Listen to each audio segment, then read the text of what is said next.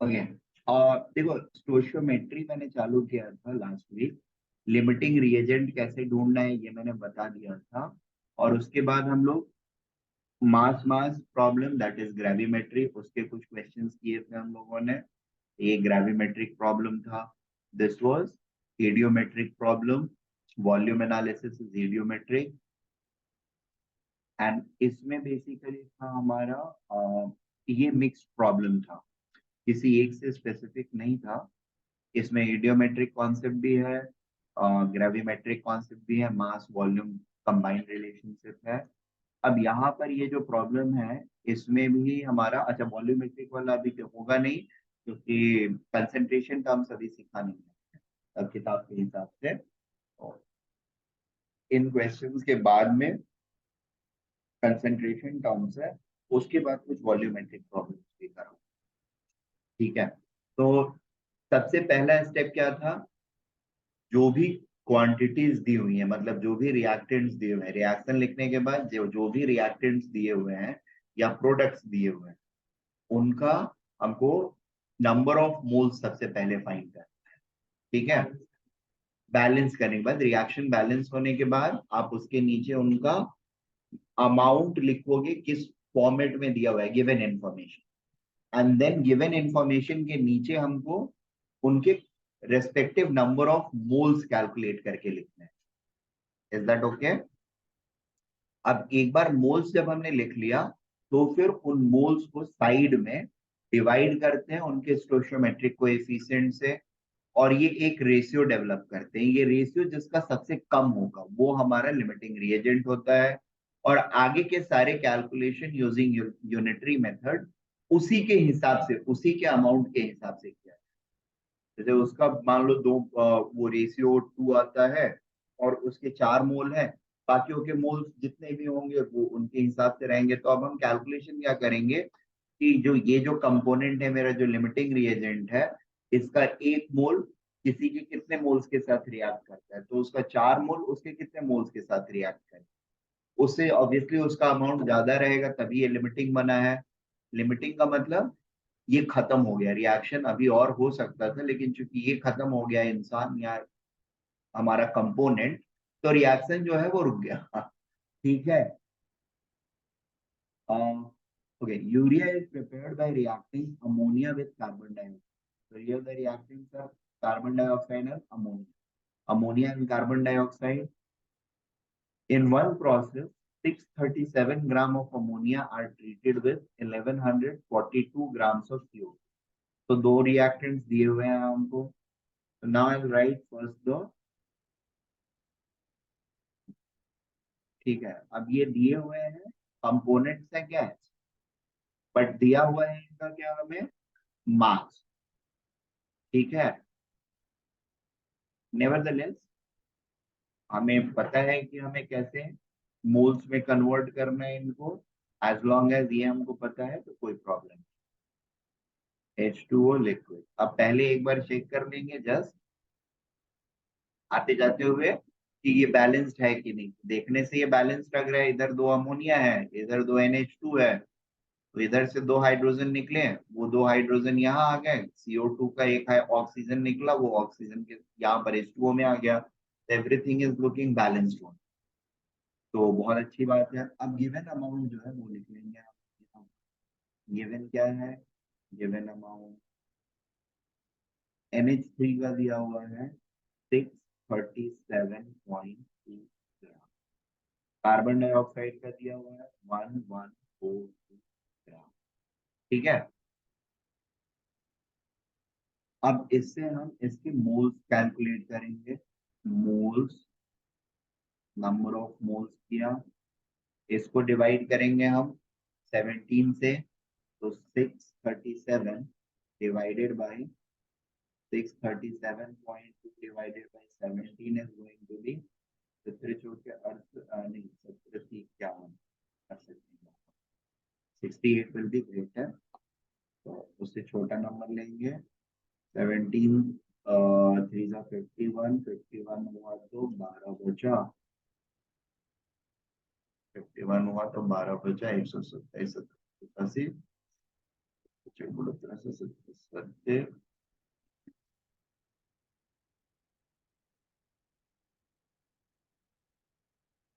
it is going to be 37 and then decimal 119 और यहाँ पर 127 था, तो 8 रिमाइंडर बचा, 82 है, अप्रोक्सीमेटली 5 हम लिख सकते, तो दिस इज अप्रोक्सीमेटली 37.5 मोल।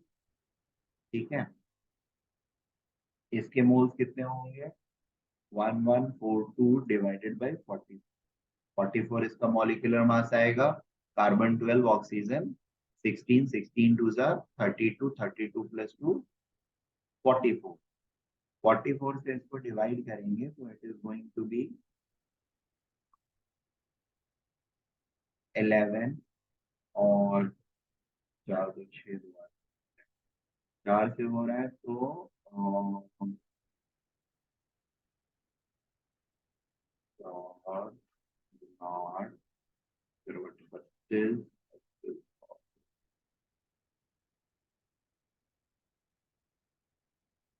ये क्या है 4 2 6, अच्छा फर्स्ट 2 नंबर नहीं हो रहा है ना,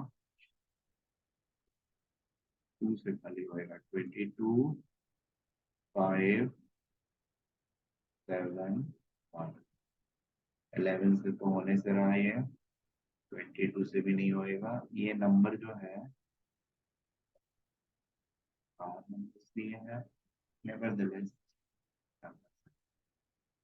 22 गुना 44 और 13 57 131 और 22 कैसे ये 131 आ रहा है, एक ज्यादा रहता तो प्रॉपर 6 होता।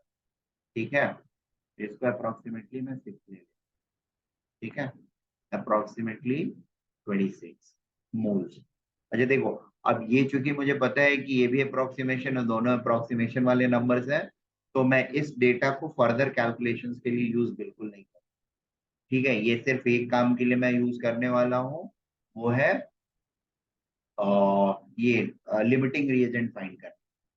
वंस दैट इज डन, उसके बाद मैं डायरेक्ट मास मास रेशियो पर चीजें करूँ। ठीक है, नहीं तो प्रोडक्ट जो बनेगा उसमें हमारा अमाउंट में एरर बहुत ज्यादा आ जाए। ठीक है, मोल्स के टर्म में अगर कैलकुलेट करूंगा, इसका 26 मोल्स मान लो, अब ठीक है, इसको 2 से डिवाइड किया 37.5 को, तो it is going to be 18.75। कहाँ है बेटा, मतलब करना है, हाँ तो करो ना, यही पे कहीं का मेरा वाला था। हाँ बेटा,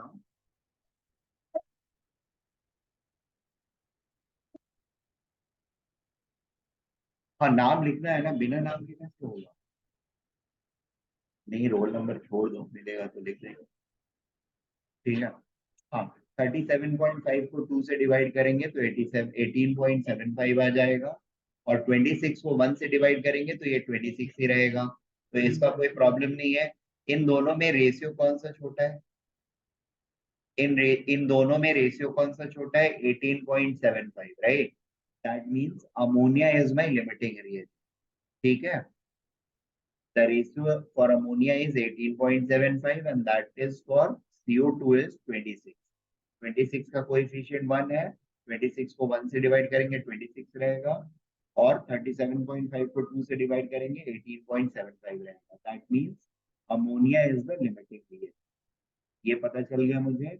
अब मैं मास मास रेशियो में आ जाऊंगा। क्यों आ जाऊंगा? क्योंकि मोल्स मेरे परफेक्ट हैं। ठीक है, ये क्या है? 30 sorry 17 into 2 34 gram is reacting with 44 gram to produce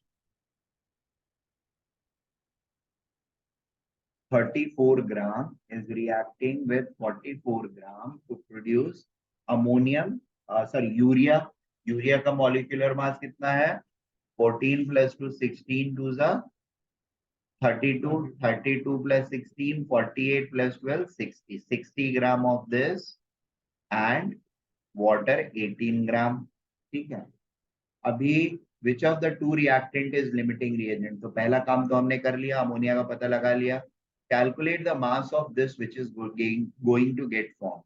तो अब कैलकुलेशन सारे इसके हिसाब से ही करेंगे हम।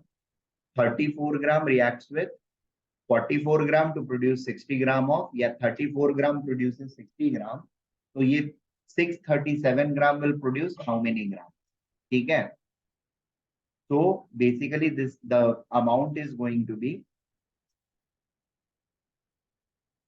60 अपॉन 34, यूनिटरी मेथड 34 ग्राम से 60 ग्राम, तो 637 ग्राम से कितना, राइट, इंटू 637 कर लेंगे 0.2।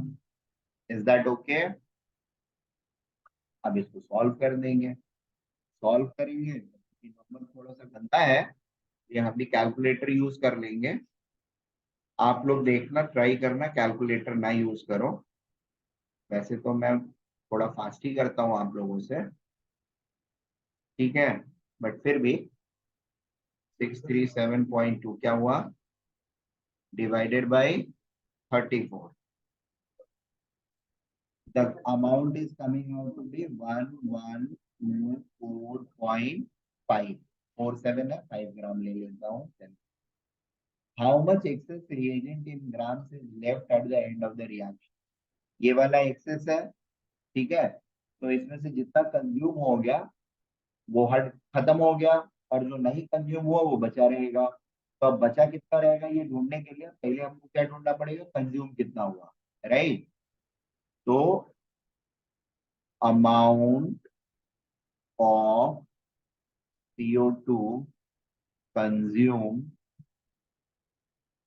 Is equal to 44 by 34, 44 gram, 34 gram reacts with 44 gram, तो 637 ग्राम will react with how many grams, ये हमको फाइंड करना है। फिर से इसको मल्टीप्लाई और डिवाइड कर लेंगे, तो it's going to be 637.2 multiplied by 44 divided by 30.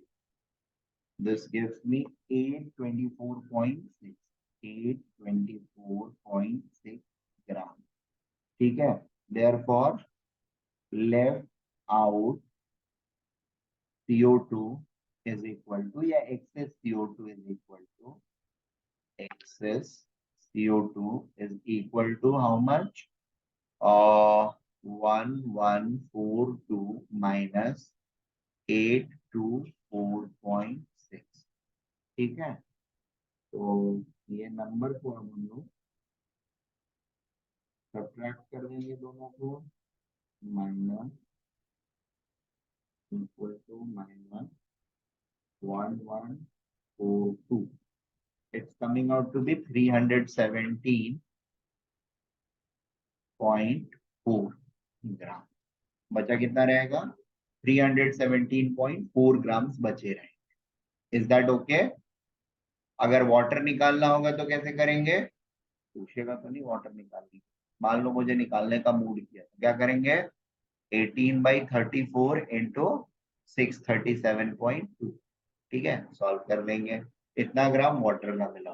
तो बेसिकली एट द एंड ये क्या है, stoichiometry is nothing but unitary calculation.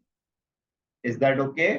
बस इसमें केमिस्ट्री का दिमाग क्या लगाना है, बैलेंस इक्वेशन लिखना है आपको नंबर 1, उसके बाद लिमिटिंग रिएजेंट फाइंड करना है, यहां तक केमिस्ट्री है, ये पता चल गया, उसके बाद ये unitary method, maths, basic math, जो 6वीं 7वीं में हम लोग सीखते हैं। ठीक है ना, are we getting this point?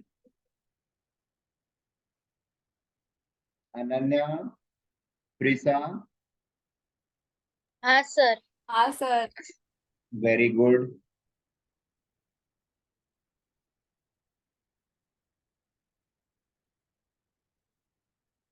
Okay, next thing is,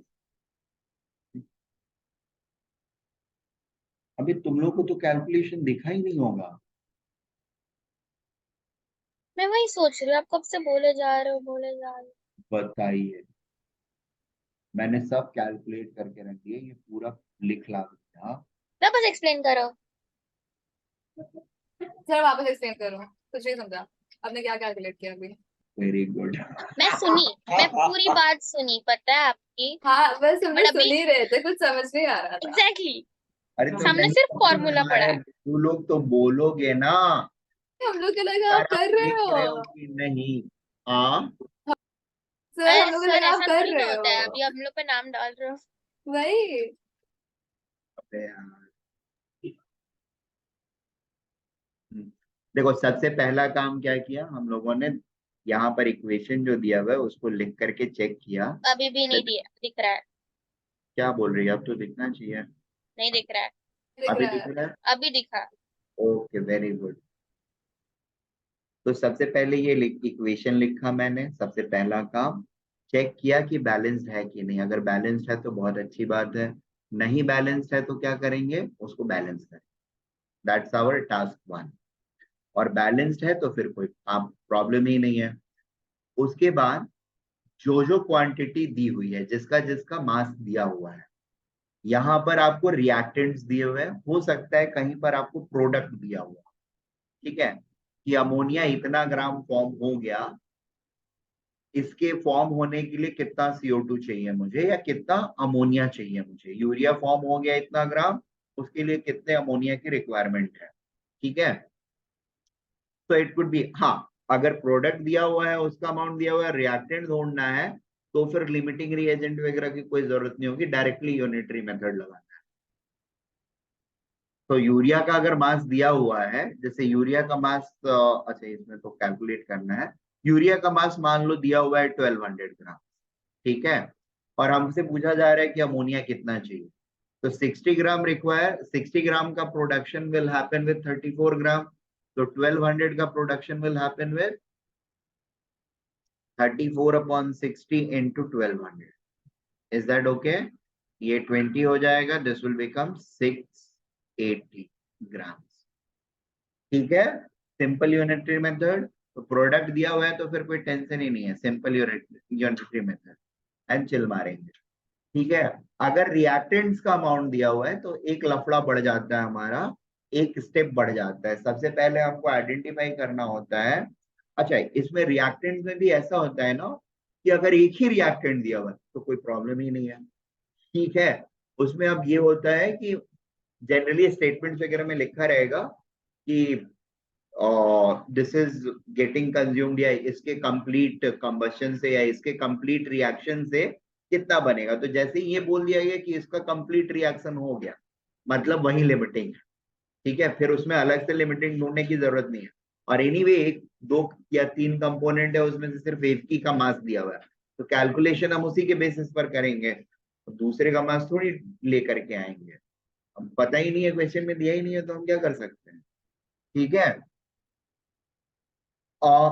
अगर एक से ज्यादा रिएक्टेंट है और उन दोनों के मास दिए हुए हैं, तब स्पेसिफिकली हमको लिमिटिंग रिएजेंट पहले हमको चेक करना होगा, फिर उसके बाद हम आगे प्रोसीड करेंगे। तो अब लिमिटिंग रिएजेंट चेक करने का आइडिया कैसे करना होता है, गिवन अमाउंट को हम लिखेंगे और उसके corresponding number of moles find करेंगे।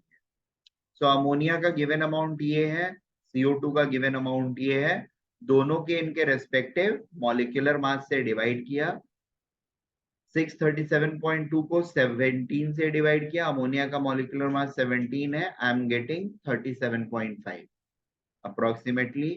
और CO2 का 44 है, तो 1142 को 44 से डिवाइड किया, इसमें भी अप्रोक्सीमेटली 26। ये दोनों अप्रोक्सीमेट नंबर है, ठीक है। अब बीच में आपने सुना होगा, मैंने बोला था कि अप्रोक्सीमेट नंबर्स हैं, इसलिए इनको फर्दर कैलकुलेशंस में मैं नहीं यूज करूंगा, क्योंकि ये अप्रोक्सीमेट नंबर है, ठीक है ना। अब ये मोल्स निकलने के बाद मोल्स को इनके रेस्पेक्टिव स्टोशियोमेट्रिक कोएफिशिएंट से, जो रिएक्शन में उनका उस पर्टिकुलर कंपोनेंट का स्टोशियोमेट्रिक कोएफिशिएंट है, उससे डिवाइड करते हैं।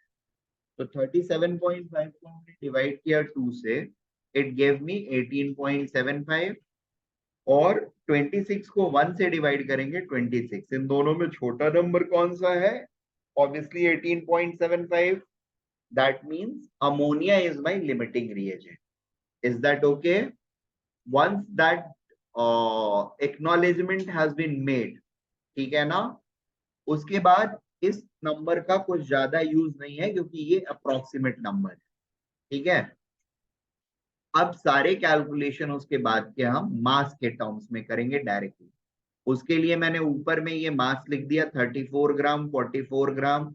34 क्यों लिखा, क्योंकि 2 मोल्स ऑफ अमोनिया है, 1 मोल का 17 ग्राम, तो 2 मोल का 34 ग्राम। CO2 क्या है 44 ग्राम है। यूरिया कितना है 60 ग्राम है। तो 34 ग्राम is reacting with 44 gram of carbon dioxide to produce 60 gram of urea. 637 gram of ammonia will react with how much amount, तो वो तो बाद में सेकंड वाले थर्ड वाले पार्ट में करना है। सबसे पहले निकालना है कि यूरिया कितना फॉर्म होगा। 34 ग्राम से 60 ग्राम फॉर्म हो रहा है, तो 637.2 ग्राम से कितना फॉर्म होएगा। It is going to be 60 by 34 into 637.2। इसको सॉल्व करेंगे and we are going to get 1124.5 gram. Is that okay. ये हो गया मेरा बी का answer. This is the amount of urea which is going to get form, right. Are we getting this point. Next thing is how much reagent in grams is left at the end of the reaction। तो obviously एक limiting है तो दूसरा वाला access हो जाएगा, ठीक है। और चूंकि 2 ही है तो दूसरा वाला ही एक्सेस होगा। मान लो 3 होते तो तीसरे वाले की भी पॉसिबिलिटी है कि वो एक्सेस रहता, ठीक है।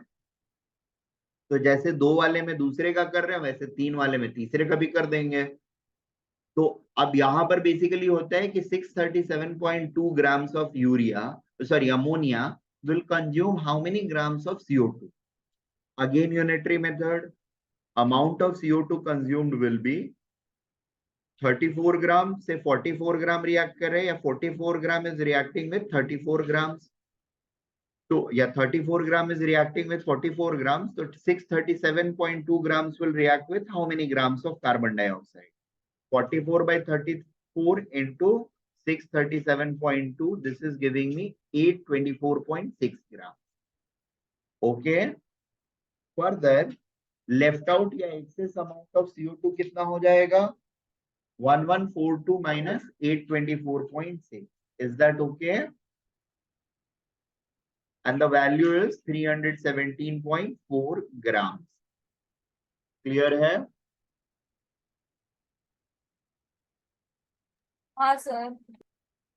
ओके अब फिर बाद में मैंने बोला कि वाटर कितना प्रोड्यूस होगा, it will be simply 18 by 34 into 637 gram solve करके। तो this is how we have to proceed in this particular segment. Next thing is concentration terms,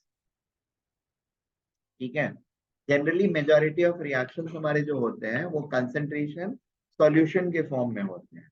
direct solid के फॉर्म में रिएक्शंस जनरली नहीं हो पाते हैं अपार्ट फ्रॉम कंबशन, ठीक है। जलने वाला काम के अलावा बाकी कोई भी काम सॉलिड स्टेट में नहीं हो पाता।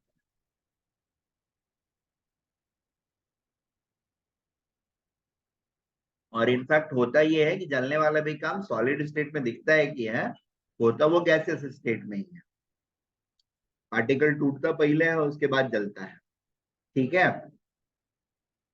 That is microscopic understanding of the reactions. Nevertheless उसमें अभी नहीं पढ़ना है फिलहाल हमको। हमको ये बात समझनी है कि majority of reaction take place in which state, solution state. That is the most common state जिसमें हम सारे रिएक्शन कराते हैं। 2 रीजन होता है उसके पीछे। पहला रीजन होता है थोड़ा सा असिस्टेंस जो है ना सॉल्यूशन हमको प्रोवाइड करता है रिएक्टिविटी के टर्म्स। एक चीज होती है एक्टिवेशन करके, आगे हम लोग पढ़ेंगे, आप दोनों ने शायद पढ़ा हुआ होगा। एक्टिवेशन एनर्जी, रिएक्शन होने के टाइम पर पहले बॉन्ड्स को ब्रेक करना पड़ता है फिर बॉन्ड फॉर्म होते हैं।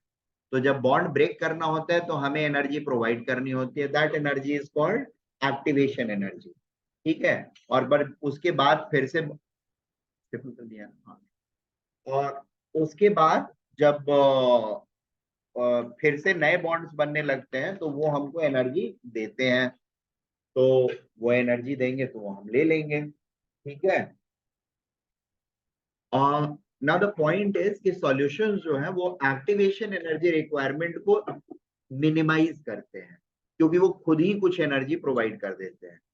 तो एक्टिवेशन के लिए नॉर्मल अगर गैसेस स्टेट में हम कराते हैं या फिर सॉलिड स्टेट में कराते हैं, तो सॉलिड स्टेट में अगर रिक्वायरमेंट हमारी होती मान लो 50 जूल की, तो सॉल्यूशन में कराने पर हमारी रिक्वायरमेंट सिर्फ 10 जूल या 15 जूल या 20 जूल की रहेगी, 30 यूनिट का फायदा होगा।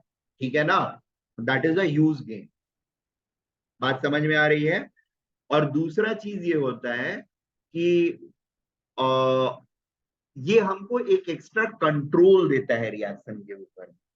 कंट्रोल इन द सेंस कि रिएक्शन को बहुत फास्ट या स्लो, स्लो है तो थोड़ा फास्ट कर देगा, कैटलिस्ट टाइप का काम करता है। तो एग्जैक्टली कैटलिस्ट नहीं बोल सकते हैं, फास्टर रिएक्शन को थोड़ा स्लो जरूर कर देता है। ठीक है, और depending upon our knowledge about the reactions we have a better control over the reaction. ठीक है, इस दो रीजन की वजह से जनरली हम सॉल्यूशन फेज में रिएक्शन ज्यादा कराते हैं। अब सॉल्यूशन फेज में जब हम रिएक्शन कराते हैं तो ऑब्वियसली सॉल्यूशंस को हम एक्सप्रेस कैसे करेंगे, उनकी क्वांटिटी क्वांटिफिकेशन को कैसे एक्सप्रेस करेंगे, उसके लिए हमने कुछ स्टैंडर्ड टर्म्स बना रखे हैं। Solutions is a kind of, I mean not a kind of, it is a mixture, homogeneous mixture. Homogeneous mixture is called solution. ठीक है, तो मिक्सचर्स में या सॉल्यूशंस में एटलीस्ट दो होंगे कंपोनेंट्स, उनके रिलेटिव प्रेजेंस को इंडिकेट करना, उनके रिलेटिव प्रेजेंस या एब्सोल्यूट प्रेजेंस को भी इंडिकेट करना, इंडिविजुअल कंपोनेंट्स के एब्सोल्यूट प्रेजेंस या रिलेटिव प्रेजेंस को एक्सप्रेस करना इज कॉल्ड कंसंट्रेशन टर्म्स। ठीक है, of the solution, concentration terms of the solution. A majority of reaction in laboratory are carried out in solution. Therefore, it is important to understand how the amount of substance is expressed when it is present in form of a solution. The concentration of a solution or amount of a substance present in a solution, present in given volume of a solution can be expressed in any of the following ways. ठीक है, पहला है मास percent और wait percent, weight by weight percent. दूसरा है mole fraction, तीसरा है molarity और चौथा है मोलैलिटी। 4 दिया हुआ है, बट इतने ही नहीं होते हैं, इसके अलावा भी होते हैं। ठीक है, हाउएवर हमें 4 पढ़ने हैं, 4 पढ़ लेते हैं।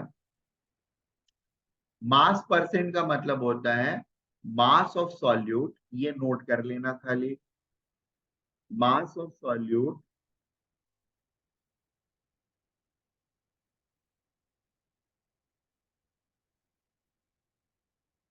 Upon mass of solution into 100. Mass percent of the solute will be mass of solute by mass of solution into 100. Similarly, mass percent of solvent भी हम निकाल सकते हैं, that will be mass of solvent by mass of solution into 100. Is that okay? अब यहाँ पर लगे हाथों इन्होंने एक एग्जाम्पल दे रखा है, उसको देख लेते हैं। A solution is prepared by adding 2 gram of a substance A to 18 gram of water. Calculate the mass percent. So 2 by 18 into 100, 2 by 20 into 100. 2 gram water, 2 gram substance का 18 ग्राम वाटर में add करेंगे तो total mass क्या हो जाएगा, 20 gram. Is that okay? 2 gram sugar को अगर 18 gram water में ऐड करेंगे तो सॉल्यूशन का मास क्या हो जाएगा, 20 grams, right? So it will be 2 by 20 into 100, that is 20%. So it is going to be 20% weight by weight. ठीक है, दूसरी चीज होती है वेट बाय वॉल्यूम भी होता है। वेट बाय वॉल्यूम के टाइम पर मास ऑफ सॉल्यूट लेते हैं और वॉल्यूम ऑफ सॉल्यूशन लेते हैं। Is that okay? और तीसरा होता है volume by volume percent. Volume by volume percent में volume of solute by volume of solution into 100 लेते हैं। Is that okay? ठीक है, आगे बढ़ते हैं। इसके बाद दूसरा टर्म जो दिया हुआ है वो है मोल फ्रैक्शन।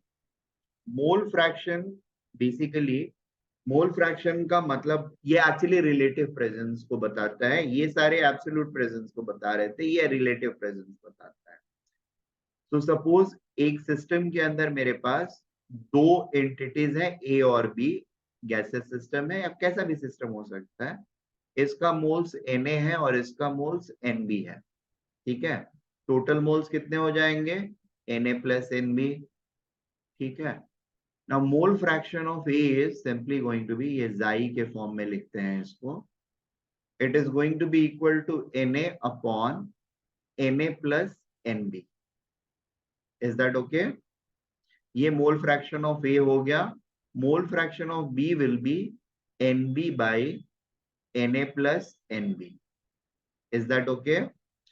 दोनों को ऐड कर देंगे तो जाई ए जितने, अगर 5 कंपोनेंट है तो पांचों के मोल फ्रैक्शन को ऐड करेंगे, 2 है तो 2 को ऐड करेंगे, it is always going to be equal to 1।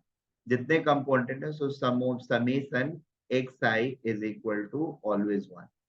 Obvious भी है, Na 3 टर्म्स है तो Na plus Nb plus Nc ऊपर भी रहेगा और नीचे भी रहेगा, कट के 1 हो जाएगा, राइट?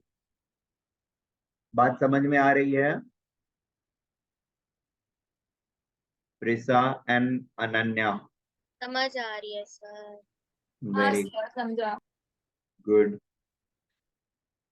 10th में मोल फ्रैक्शन तो नहीं पढ़ा होगा तुम लोगों ने ना? नहीं था, नहीं, नहीं था। चलेगा चलेगा। गैसेस पढ़ा था हम लोगों ने, तो गैस को अभी मोल फ्रैक्शन पढ़ाया होगा सर ने, आप पढ़ाया पार्शियल प्रेशर बताने टाइम। चलो, molarity, it is most widely used unit and is denoted by capital M. अच्छा देखो, इसके साथ थोड़ा सा फनी चीज है, फनी चीज ये है कि इसको डिनोट भी करते हैं कैपिटल एम से और इसका यूनिट भी कैपिटल एम ही होता है, ठीक है। बात समझ में आ रही है? इसको डिनोट भी करते हैं कैपिटल एम से और इसका यूनिट भी कैपिटल एम ही होता है, ठीक ओके। है। It is defined as number of moles of solute present in 1 liter of the solution. So molarity is simply number of moles of solute present in volume of solution taken in liters.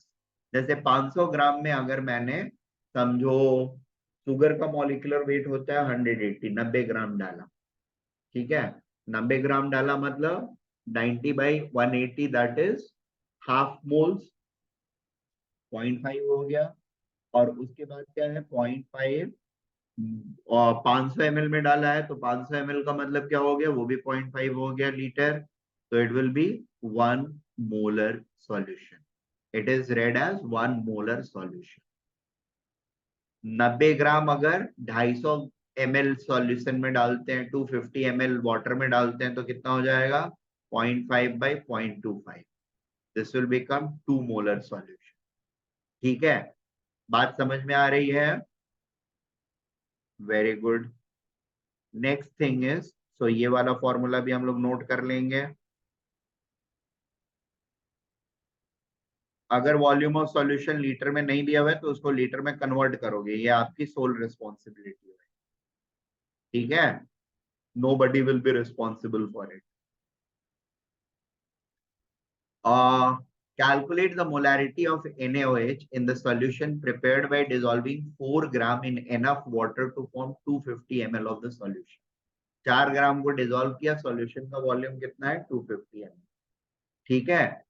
NaOH का क्या होता है molecular mass, Na is 23, oxygen is 16 and hydrogen is 1. Na 23, 16 oxygen and hydrogen 1, तो molecular mass क्या हो जाएगा NaOH का, it will become equal to 40। 4 gram of NaOH लिया है हमने तो मोल्स कितना हो जाएगा, 4 by 40, that is 0.1 mole. Volume of water कितना है, 0.25, ठीक है। So it will become 0.4 molar. नीचे 4 से मल्टीप्लाई कर देंगे, ऊपर 4 से मल्टीप्लाई कर देंगे, 1 हो जाएगा और 0.4 हो जाएगा। Is that okay? नहीं नहीं, उसको इसलिए नहीं, 0.25 को 4 से मल्टीप्लाई कर देंगे तो 1 हो जाएगा डिनोमिनेटर, ऊपर जो नंबर आएगा वो सीधे सीधे हो जाएगा। 0.1 को अगर हम 0.25 से डिवाइड करेंगे तो एनीवे वो 0.4 ही आएगा, ठीक है ना? ठीक है, सो इस तरीके से हम इसको कैलकुलेट कर लेते हैं। Note that molarity of a solution depends on temperature. ठीक है, मतलब टेम्परेचर अगर हम बढ़ाएंगे तो वॉल्यूम ऑफ द सॉल्यूशन बढ़ जाता है, ऐसा हमने सुना है। लिक्विड या सॉलिड का वॉल्यूम जनरली बढ़ जाता है टेम्परेचर बढ़ाने पे, तो मोलैरिटी क्या होगी, बदल जाएगी। वॉल्यूम 250 ml का अगर 255 ml हो गया, 255 ml हो गया, तो मोलैरिटी कैलकुलेट करते टाइम नंबर ऑफ मोल्स तो चेंज नहीं हुआ, 0.1/255 हो जाएगा। 255 हो जाएगा तो मोलैरिटी चेंज हो गई, थोड़ी कम हो जाएगी 0.4 से। ठीक है, so this is a temperature dependent concentration quantity. Mole fraction क्या था, was it temperature dependent? No, it is not. Why? क्योंकि number of moles temperature change करने पे थोड़ी कम होगा। ठीक है, वेट बाय वेट या मास बाय मास जो था, was it a temperature dependent entity? No. क्यों? क्योंकि मास चेंज नहीं करेगा टेम्परेचर बढ़ाने घटाने से, मास थोड़ी चेंज करता है, ये करता है। ठीक है, अब ये एक टर्म और है, मोलैलिटी। मोलैलिटी में क्या करते हैं, क्योंकि मोलैरिटी जो है ना उसके अंदर में वॉल्यूम डिपेंडेंसी रहती है, उसको कर्व करने के लिए हमने ये यूनिट जनरली डेवलप कर रखा है। इसमें कोई भी इफेक्ट नहीं पड़ता है अगर हम टेम्परेचर को चेंज कर रहे हैं। क्यों नहीं पड़ता है? क्योंकि इसमें कैलकुलेशन जो है it is on the basis of number of moles of solute by mass of solvent in KG. क्योंकि सॉल्वेंट का, सॉल्यूट का नंबर ऑफ मोल्स लिया और सॉल्वेंट का हमने मास ले लिया है, और मास ले लिया तो फिर कहानी खत्म। ठीक है ना, दोनों ही चेंज नहीं कर सकते हैं। तो मोलैरिटी क्या, मोलैलिटी क्या होगा, it is going to be a temperature independent entity. ठीक है, इसको लिखते भी छोटे एम से represent करते हैं और इसका भी यूनिट छोटा है। ये दोनों जो है ये बहुत उल्टे पुल्टे लोग हैं। ठीक है, मोलैरिटी को कैपिटल एम से डिनोट करते हैं और उसका यूनिट भी कैपिटल एम होता है। ठीक है, और मोलैलिटी जो है उसको स्मॉल एम से डिनोट करते हैं और इसका यूनिट भी स्मॉल एम होता है। अच्छा, इस स्मॉल एम को बोलते हैं, इसके स्मॉल एम यूनिट को बोलते हैं मोलर। मोलल। ठीक है, हाँ मोलल। और उसके वाले को बोलते हैं मोलर। हाँ, ये होता है मोलर। मोलर फुल नेम होता है यूनिट का मोलर, और उसका नोटेशन स्मॉल है, कैपिटल है। और वहां पर होता है मोलल और उसका नोटेशन स्मॉल है। ठीक है, स्मॉल एम और कैपिटल एम सेम लिखने की आदत नहीं है ना हम लोगों की, रखना भी मत, वो तो चेंज कर लेना आज के बाद से। ठीक है ना, नहीं तो गड़बड़ हो जाएगा, गड़बड़ हो जाएगा तो रोते रहोगे।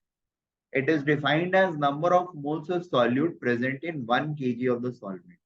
अगर 1 kg नहीं दिया हुआ सॉल्वेंट 50 ग्राम है तो केजी में कितना हो जाएगा, 0.05, 0.05। ठीक है, तो यहाँ पर हम उसको केजी में लिखेंगे, जितना मोल से सॉल्यूट का लिख देंगे ऊपर में, फिर डिवाइड कर देंगे दोनों को, मोलैलिटी मिल गई।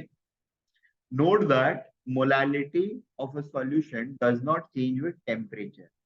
ठीक है ना, this is temperature independent. Since mass remains unaffected with temperature, often in chemistry laboratory, a solution of desired concentration is prepared by diluting a solution of known higher concentration. The solution of higher concentration is also known as stock solution. ये word ध्यान में रखेंगे हम लोग, क्या है, stock solution.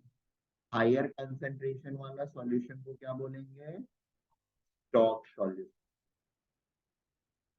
क्यों बोलते हैं स्टॉक सॉल्यूशन, स्टॉक करने के लिए रखा गया है। ठीक है, ये जरूरत पड़ेगी तो उसको डाइल्यूट करके और फिर हम यूज कर लेंगे। ओके। ठीक है, वेरी गुड। अगला यहाँ पर क्वेश्चन दिया हुआ है, density of 3 molar solution of NaCl is 1.25 ग्राम पर ml. Density is 1.25 gram per ml. Calculate the molality of the solution. ठीक है, दो इंफॉर्मेशन दिए हुए हैं, क्या दिया हुआ है इसको काट के लेके जाओ, पेज पर समझाओ। तुम लोग को अभी दिख नहीं रहा होगा, 2 मिनट धीरज रखो। ओके। पेज नंबर क्या है, 15। अरे आज का डेट नहीं लिखा।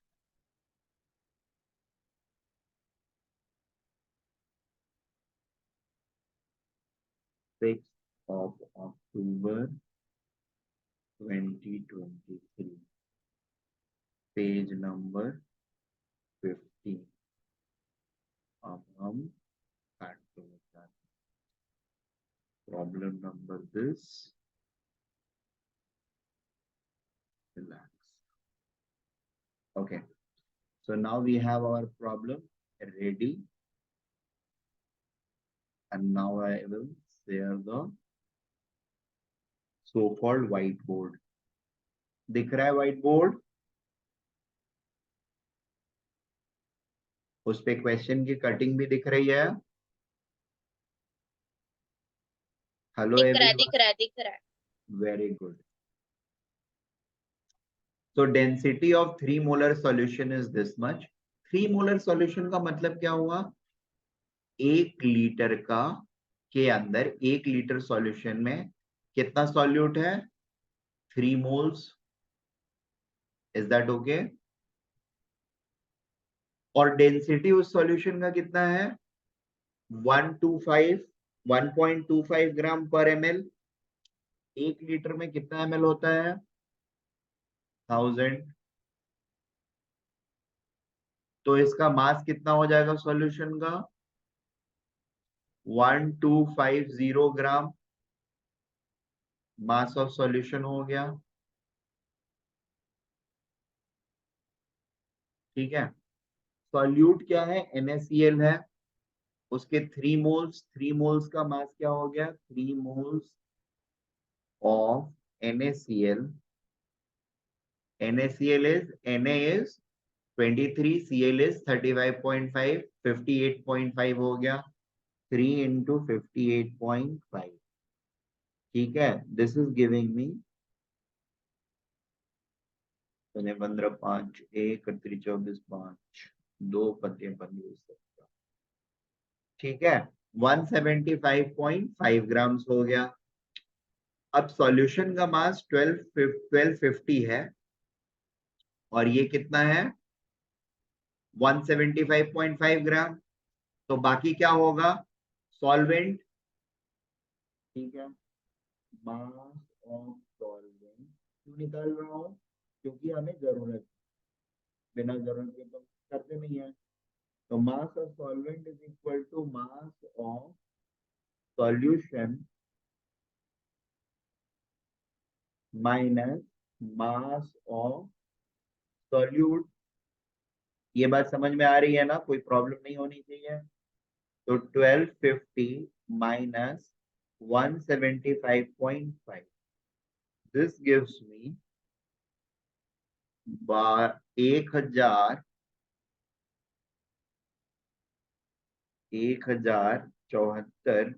1074.5 आई बिलीव।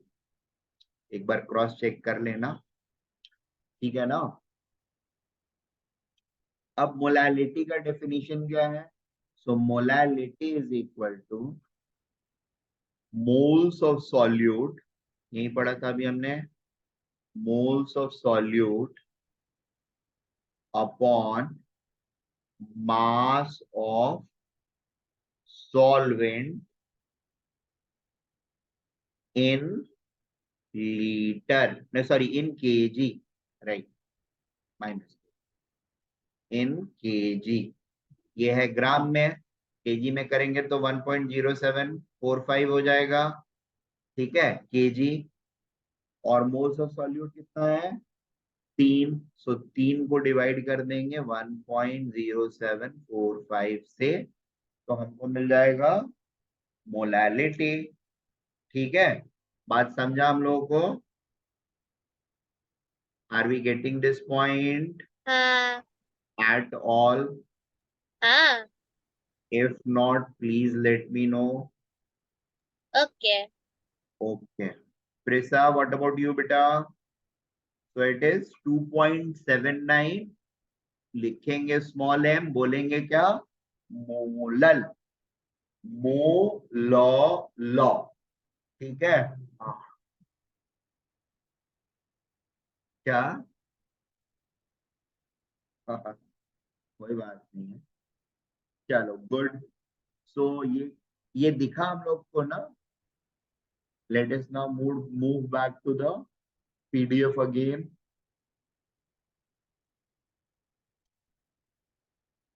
एक बार इसका ये देख लेते हैं। ठीक है, 2.7 मोलल दिया हुआ है। अब अगली चीज है use of graph in analysis. Analytical chemistry also involved deducing some relations in, if any, between two or more properties of matter under study. One of the classic example is relation between temperature and volume of a given amount of gas. A set of experimentally measured values of volume and temperature of a definite mass of gas upon plotting on a graph paper appeared as in figure 2.2a. 2.2a दिख रहा है हम लोग को? कैसा graph बन रहा है? कहीं से भी चालू हो रहा है ना? वॉल्यूम और टेम्परेचर ग्राफ ये टेढ़ा मेढ़ा है, इसको हम ऐसे प्लॉट करेंगे सीधा सीधा। देखो, इसको ऐसे ज्वाइन किया तो ये कुछ तो अरसा मेजर और अरसा माइनर बन जाएगा। तो ऐसे ज्वाइन नहीं करेंगे, ठीक है? ज्वाइन कैसे करेंगे? हमेशा हम बेस्ट फिट लाइन बनाते हैं इसमें। अगर हाँ, अगर ये होता, मान लो ये वाला पॉइंट यहाँ ना जा करके यहाँ पे रहता, ठीक है, हाँ, तो ये एक कर्वी लाइन हो जाए, ठीक है। बट अभी जो है ये ऊपर पॉइंट जाने की वजह से it is a very awkward scenario. इसको हम इस तरीके से कर्वी नहीं बना सकते, we have to draw a best fit line. तो हमने ये बेस्ट फिट लाइन बना, ठीक है, जिसमें कुछ पार्टिकल ऊपर है, कुछ पार्टिकल यानी कुछ पॉइंट्स ऊपर है, कुछ पॉइंट नीचे है, इवनली डिस्ट्रीब्यूटेड है, ठीक है। अब ये मेरा v बाई टी का ग्राफ हो गया, ठीक है। चलिए असेट अब देखते हैं, पढ़ना भी है। Mass of a gas upon plotting on a graph paper appeared when the points are directly connected, a zigzag pattern results. From this pattern, no meaningful result can be deduced. A zigzag pattern result due to many type of errors that incur in many measurements involved in an experiment. Figure 2.2c shows a smooth curve which may be called average curve passing through these points. In above example, it happens to be a straight line and the inference is that v is directly proportional to t. That's Charles' law. ठीक है? While fitting it to a smooth curve, care is to be taken that the plotted points are evenly distributed about it. Mathematically, even distribution is understood as follows. From each point, draw a perpendicular to the curve. The perpendicular represent deviation of each point from the curve. The positive deviations are shown in red and negative deviations are shown in blue. Take the sum of all the red perpendiculars and all the blue perpendiculars separately. If the two sums are equal or nearly equal, the curve drawn shows the experimental point in the best possible representation. Is that okay? So that is all about chapter number 2. Chapter number 3 is a self-study chapter. पढ़ के आना अगले lecture में, जब भी रखूंगा, mostly Tuesday Wednesday में कभी तो रखूंगा एक। तो अगर कुछ डाउट रहा तो पूछ लेना, अगर नहीं डाउट रहा तो बहुत अच्छी बात है। सीधे सीधे हम लोग एटॉमिक स्ट्रक्चर चालू करेंगे, ओके ठीक है। अब यहां से हम लोगों का अनन्या पिल्लई के साथ रिश्ता नाता टूट जाएगा, राइट बेटा?